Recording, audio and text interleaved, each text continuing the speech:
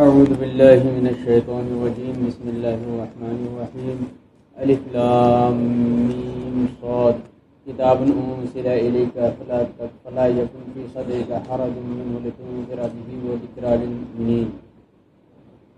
الف لام میم صاد کتاب انزل الیک، یہ کتاب ہے جو آپ کی طرف نازل کی گئی ہے. فلا یکن فی صدرک حرج منہ، آپ کے دل میں کوئی پریشانی نہ ہو اس کی دعوت دینے میں. لتنذر بہ، تاکہ آپ ڈرائیں ان کو اس کے ذریعے سے لوگوں کو. وذکری للمؤمنین، اور یہ کتاب نصیحت ہے مومنون کے لیے.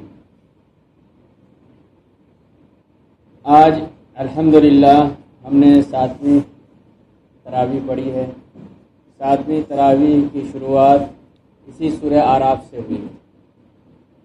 7ویں تراویح بھی ہے اور سورت کی ترتیب میں یہ سورت بھی 7ویں سورت ہے. یہ اللہ تعالیٰ کی طرف سے ہوا کہ 7ویں دن ہم 7ویں تراویح میں شروعات ہو رہی ہے 7ویں سورت سے. اعراف کل بھی آیا تھا سورہ انعام. انعام کے معنی آپ کو بتایا تھا کہ اس کے معنی جانور، اور یہ اعراف یہ اس کا معنی ہے کہ دو طرف دو جگہیں ہو، بیچ میں ایک اونچی جگہ ہو، ایک لیول کی جگہ، بیچ میں ایک اونچی جگہ ہے. اس کو عربی میں کیا کہتے ہیں؟ اعراف کہتے ہیں. یہ اعراف اس لیے اس سورت کا نام ہے کہ اس میں اعراف کا تذکرہ ہے. ایک طرف جنت ہے آخرت میں، اور ایک دوسری طرف کیا ہے؟ جہنم ہے. کچھ لوگ جہنم میں دھکیل دیے جائیں گے ہمیشہ ہمیشہ کے لیے، اور کچھ لوگوں کو اللہ تعالیٰ جنت دیں گے، وہ ادھر رہیں گے. لیکن کچھ لوگ ایسے بھی ہوں گے کہ وہ اس کے اتنے برے اعمال بھی نہیں ہوں گے وہ ڈائریکٹ جہنم میں چلا جائے، اور اتنے اچھے اعمال بھی نہیں کہ جنت میں وہ بیچوں بیچ بیٹھے رہیں گے. ادھر دیکھیں گے تو ڈریں گے، ادھر دیکھیں گے تو خوشی ہوگی کہ ہاں پاس میں جنت دکھ گئی. تو یہ بیچ کی جگہ جو ہے ان کو دونوں طرف کی جگہ نظر آئے گی، جہنم بھی نظر آئے گی اور جنت بھی نظر آئے گی. وہ بیچ میں وہ بیٹھے دیکھیں گے. پھر حدیث میں آیا ہے کہ ان کو بعد میں اللہ تعالیٰ کچھ دن رکھنے کے بعد ان کا بھی فیصلہ کر دیں گے، اور ان کا فیصلہ بھی جنت والا ہوگا. جہنم والا ہونا ہوتا تو پہلے چلا جاتا. کچھ دیر وہاں رہیں گے، افسوس کریں گے، افسوس کرنے کے بعد اللہ تعالیٰ واپس ان کو جنت. کیونکہ اس صورت میں ان لوگوں کا تذکرہ ہے، اسی وجہ سے اس صورت کا نام سورہ اعراف ہے. بیچوں بیچ بیٹھے ہوئے ہوں گے. اب پہلی اور دوسری آیت جس کا ترجمہ آپ کے سامنے پیش کیا گیا کہ یہ کتاب ہے جو آپ کی طرف نازل کی گئی.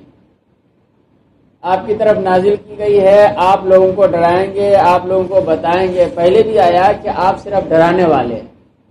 آپ لوگوں کو جہنم کی برائی سے، جہنم کی گرمی سے، جہنم کی سختی سے، وہاں کے عذاب سے لوگوں کو ڈرانے کے لیے دنیا میں آئے، اور اسی طریقے سے جنت کی بشارت دینے کے لیے، وہاں کی خوشخبری دینے کے لیے، وہاں کی اچھائیوں کو بیان کرنے کے لیے. اور ان کے جو اچھا کام کرے گا وہ جنت جائے گا. ان کے لیے اللہ تعالیٰ اتنے انعام کا انتظام کیے ہیں جنت میں. ان چیزوں کو بتانے کے لیے آپ آئیں. پھر یہاں اس میں فرمایا ہے کہ آپ کی طرف کتاب نازل کی گئی، لیکن کتاب نازل کرنے کے بعد کفار مکہ اور دوسرے لوگوں کا رویہ آپ کے تئیں بہت اچھا نہیں ہے. ان کا بیہیویئر اتنا اچھا نہیں ہے، اتنا خراب ہوتا ہے کہ آپ کے دل میں تکلیف ہوتی ہے. لیکن اللہ فرماتے ہیں کہ آپ دل میں تکلیف نہ رکھیں، اس کتاب کے ذریعے سے لوگوں کو ڈراتے ہیں.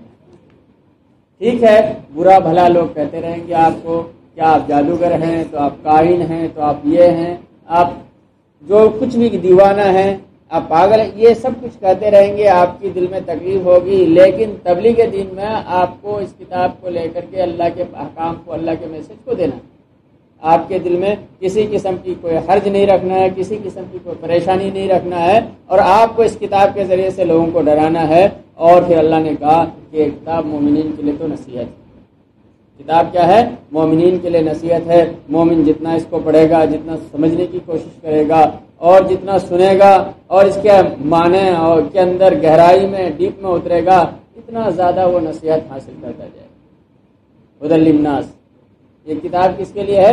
لوگوں کی ہدایت کے لیے. جو بھی غور سے سنے گا، جو بھی سمجھنے کی نیت سے سنے گا، عمل کرنے کی نیت سے سنے گا، اس کے لیے اس کتاب کے اندر کیا ہوگی؟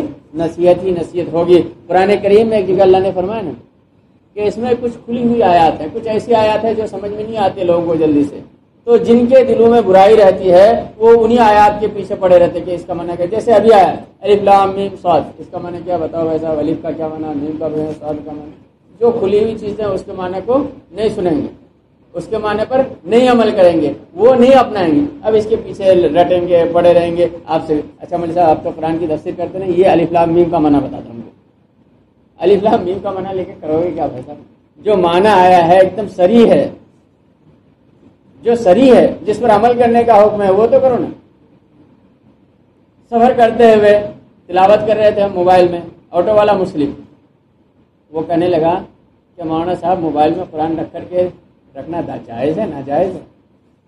ہمیں تو اچھا لگا. ہم نے کہا کہ بھائی آپ کا سوال تو اچھا ہے، لیکن آپ مجھے مسئلہ بتا رہے ہیں یا مسئلہ پوچھ رہے ہیں کہ موبائل رکھ کر کے موبائل میں تلاوت کرنا جائز ہے ناجائز ہے؟ ہم نے کہا یا تو آپ مسئلہ پوچھ رہے ہیں یا مسئلہ بتا رہے ہیں. اگر مسئلہ بتا رہے ہیں تو آپ سے میں مسئلہ پوچھا نہیں، آپ اپنا مسئلہ اپنے پاس رکھیے. اور اگر مسئلہ پوچھ رہے ہیں تو جائز ہے. ایسے کیسے ہوگا؟ میں نے کہا تو پھر آپ اس کا مطلب مجھے بتا رہے تھے کیسے ہوگا. میں نے کہا آپ کے موبائل دیجئے مجھے، اس میں ہزاروں چیزیں ایسی ملیں گی، ہزاروں فوٹو، ہزاروں ویڈیوز ایسے جو ناجائز ہے. آپ نے کبھی سوال نہیں کیا اس کے تعلق سے. قرآن رکھنے کے تعلق سے ایک آدمی قرآن کی اس کو اسکرین میں دیکھ کر کے پڑھ رہا ہے، اس کے تعلق سے آپ کے ذہن میں کیسے سوال آ گیا؟ آپ منع کرتے پوچھتے کہ اس میں فلمیں جو ہیں وہ جائز ہے کہ ناجائز ہے، اس میں ویڈیوز جو ہیں جائز ہے کہ، اس میں غیر محرم عورتوں کے فوٹوز ہیں وہ جائز ہے کہ نہیں جائز ہے. تو بہت سارے لوگ ایسے ہوتے ہیں الٹے سیدھے سوال کریں گے، جہاں عمل کا مسئلہ آئے گا دور ہٹیں گے. اصل قرآن اس لیے نہیں ہے کہ آپ دور ہٹیے. قرآن عمل کرنے کے لیے، قرآن پڑھنے کے لیے، قرآن سیکھنے کے لیے، قرآن سمجھنے کے لیے اور اس کو اپنی زندگی میں اتارنے کے لیے ہے. تو ہم سب کے لیے بھی یہ ذکر ہے، ہم سب کے لیے بھی یہ نصیحت ہے. اگر ہم اس کو صحیح طریقے سے لیں اور اگر صحیح طریقے سے نہیں لیں تو شیطانی خصلتیں ہوں گی، وہی اعمال ہوں گے. انسان جو ہے انہی چیزوں میں جائے گا، انہی چیزوں کے طرف بھاگے گا جس کے بارے میں اللہ نے فرمایا کہ جن کو عمل نہیں کرنا ہوتا ہے وہ پھر اسی مشتبہات کی طرف جاتا ہے. جہاں آدمی کو کنفیوز کرے کہ یہ معنی، یہ جب یہی معنی آیت کے پہلے لفظ کا، پہلے 3 حروف کا معنی معلوم نہیں، 4 حروف کا معنی معلوم نہیں، تو ہم آگے کیوں پڑھیں؟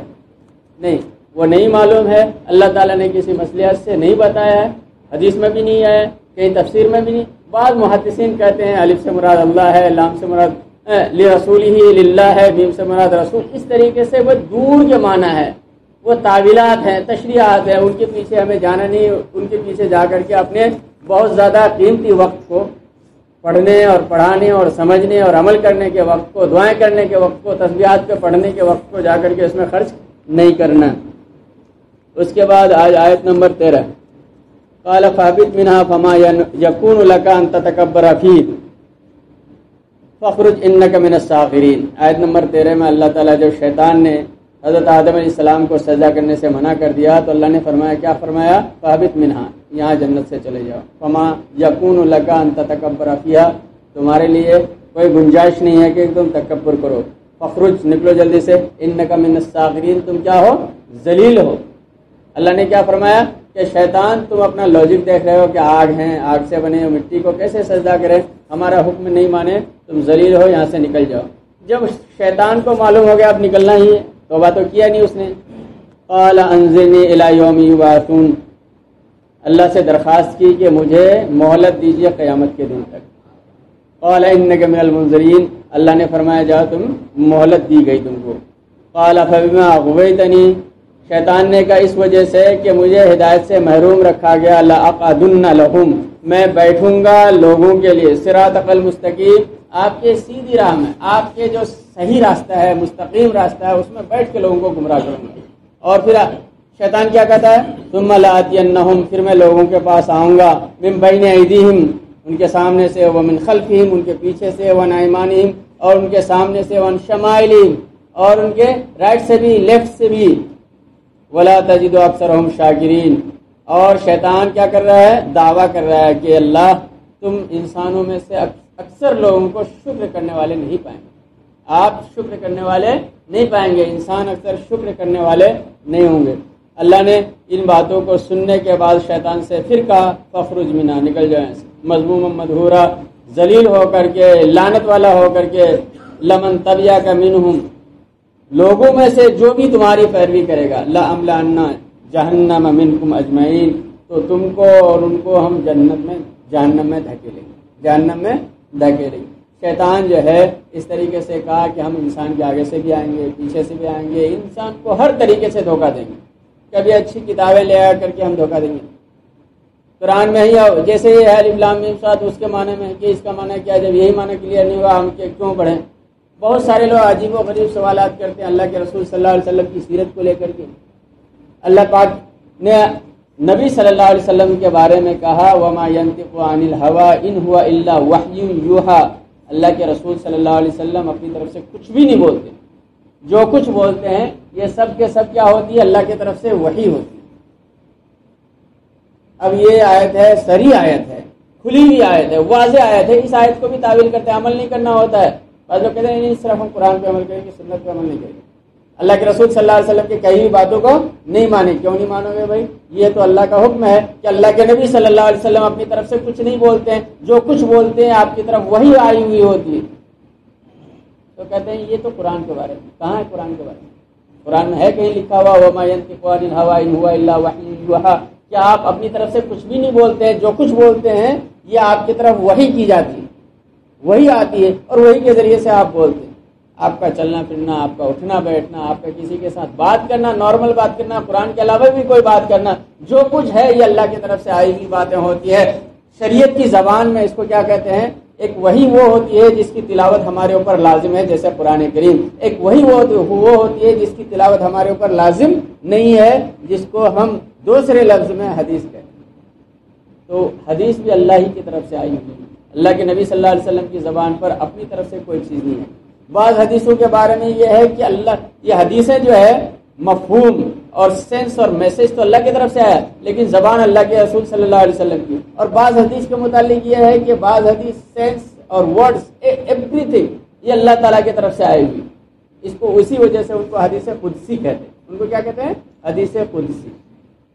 اور یہ قرآن، ان کے الفاظ، ان کے زیر زبر، یہ ساری چیزیں، ورڈز اور میننگ اور مفہوم، سب کچھ تو اللہ ہی کی طرف سے ہے۔ اور حدیث قدسی بھی اللہ کی طرف سے ہے، لیکن وہ ہمارے اوپر تلاوت اس کی لازم نہیں، لیکن قرآن کی تلاوت ہمارے اوپر لازم ہے۔ پھر یہ آیت آگے آتی ہے، اللہ تعالیٰ فرماتے ہیں کہ آپ آدم علیہ السلام سے کہتے ہیں کہ آپ جنت میں رہیے اور جنت میں رہیے، اور شیطان آپ کو بہکانے کی کوشش کرے گا۔ پھر بہت سارے واقعات آتے ہیں، آگے اللہ فرماتے ہیں یا بنی آدم، آیت نمبر 27 میں، یا بنی آدم لا یفتننکم الشیطان، اے آدم کی اولاد تم کو شیطان نہ فتنہ میں مبتلا کر دے، کما اخرج ابویکم من الجنہ، جیسا کہ تمہارے والدین پیرنٹس آدم علیہ السلام حضرت حوا کو نکالا جنت سے، ینزع عنہما لباسہما، ان کے لباس اس سے اتار دیے، لیہما سوات، تاکہ ان کا ستر نظر آئے، انہ یراکم ہوا قبیلہ من حیث لا ترونہم، شیطان وہ تم کو دیکھتا ہے، تمہاری ذریت کو دیکھتا ہے، تم اس کو نہیں دیکھ سکتے۔ ہم اور آپ شیطان کو کہاں دیکھ، لیکن شیطان کیا کرتا ہے؟ ہمیں دیکھتا ہے۔ انا جعلنا الشیاطین اولیاء للذین لا یؤمنون، ہم نے شیطان کو دوست بنایا ان لوگوں کا جو ایمان نہیں رکھتے۔ اللہ نے فرمایا کہ شیطان تمہارا دشمن ہے، شیطان تمہارے ابا اماں کے بھی دشمن تھے۔ حضرت آدم علیہ السلام اور حضرت حوا کو جنت سے نکال کے دم لیے، اور شیطان جو راستہ بتا رہے تھے، جو ان کو گائیڈ کر رہے تھے، اور دھوکے میں آ گئے۔ جب ان نے درخت کھا لیے، درخت کے کچھ پھل کھا لیے، تو ان کے کپڑے اتر گئے۔ اور شیطان آج بھی ہمارے ساتھ جب ہم کو گمراہی میں مبتلا کرنے کی کوشش کرتا ہے انسان کو، تو انسان کو ان کے کپڑے اتروا دیتا ہے۔ سب بے حیائی، کپڑے اتار دو۔ پھر جب سب کچھ کھل گیا تو اب کوئی برائی کچھ نہیں سامنے، سب کچھ everything is okay, everything is fair in love and war جو بولتے ہیں نا، ہر چیز اوکے ہو جاتی ہے۔ تو شیطان کی پہلی کوشش ہوتی ہے کہ انسان کو ننگا کر دے۔ جب بے حیا ہو جائے گا تو پھر اس کے سامنے اچھی بری، تمیز بدتمیزی، شیطانیت، بری حرکت، اچھی حرکت، اچھے افعال، کچھ کا کوئی پتہ نہیں ہوگا۔ انسان جب ننگا ہو جاتا ہے تو ہر ایک چیز کر گزرتا ہے جو کرنے کی ہو یا نہ ہو۔ شیطان انسان کو کیا کرتا ہے؟ ننگا ہی کرتا ہے۔ بیچوں میں چلے جاؤ، یہاں چلے جاؤ، وہاں چلے۔ اب تو بہت سارے لوگ سلوگن ڈالتے ہیں کہ بھائی ہم جیسے پیدا ہوئے ویسے رہنے کا ہمارا حق دو، جیسے ہم وہاں سے آئے ہیں ویسے ہمیں رہنے کا حق دو۔ اور عجیب و غریب وہ یورپ والے وہ ہیں بیچارے، شیطانیت کرتے ہیں، شیطان ان کے پیچھے لگا ہوا ہے۔ ہم اور آپ کو تو اللہ نے رمضان کی وجہ سے بچایا ہے، ادھر باندھ دیا ہے، ان کو باندھ دیا ہے، لیکن وہ جو کیا کہتے ہیں وہ بینک چارج کیا ہے جو وہ چارجنگ کے لیے موبائل کے ساتھ رکھتے ہیں نا، پہلے زیادہ رکھتے تھے، ہاں پاور بینک، وہ پاور بینک ادھر چھوڑ کے گیا ہے، وہ تو شیطان ہے نا، فل پاور ہے، فل چارج کر کے بیٹری دے کے گیا ہے۔ تو بعض لوگ وہاں تو بعض تنظیمیں جو ہے وہ کیا کرتی ہے، سلٹ واک اور فلا فلا، کہ بھائی ہم ویسے ہی چلیں گے جیسے ہم آئے تھے، پیدا جیسے ہوئے تھے، اور وہ جم گٹھا ہوتا ہے، عورت مرد سب مادرزاد وہ کیا ہے برہنہ، وہ کوئی ڈھول بجا رہا ہے، کوئی مائک لیے ہوئے کچھ بول رہا ہے، اور کیمرہ والے فٹافٹ، وہ ان کے کام ہے دنیا میں شیطانیت کو پھیلانا، تو وہ ننگا کرنا شروع کر دیا ہے۔ بہت ساری بیچز ایسے بھی ہیں وہاں جہاں نارمل انسان کپڑے پہن کے جا ہی نہیں سکتا، جب جانا ہوگا تو وہی اسی حال میں آنا ہوگا ان کو۔ تو اس طریقے سے شیطان انسان کو ننگا کرتا ہے، اور ننگا کرنے کا ایک مفہوم یہ ہے کہ کپڑے اتار دے۔ ننگا کرنے کا دوسرا مفہوم مفسرین نے لکھا ہے کہ اس کو بے حیا کر دے انسان کو، جب حیا ختم، اذا فات الحیا ففعل ما شئت، حدیث میں آیا جب تم سے حیا چلی گئی تو تم کچھ بھی کر سکتے ہو۔ اللہ تعالی ہم سب کو حیا کی دولت سے آراستہ کرے۔ قرآن کریم کی ان آیات اور قرآن کریم اور رمضان اور روزے کی برکت سے ہمارے اندر حیات ایمان دے اور ایمان کو مضبوط کرے۔ اللہ سے مانگنے اور اللہ کے رسول صلی اللہ علیہ وسلم کے بتائے ہوئے راستے پر چلنے کی توفیق دے۔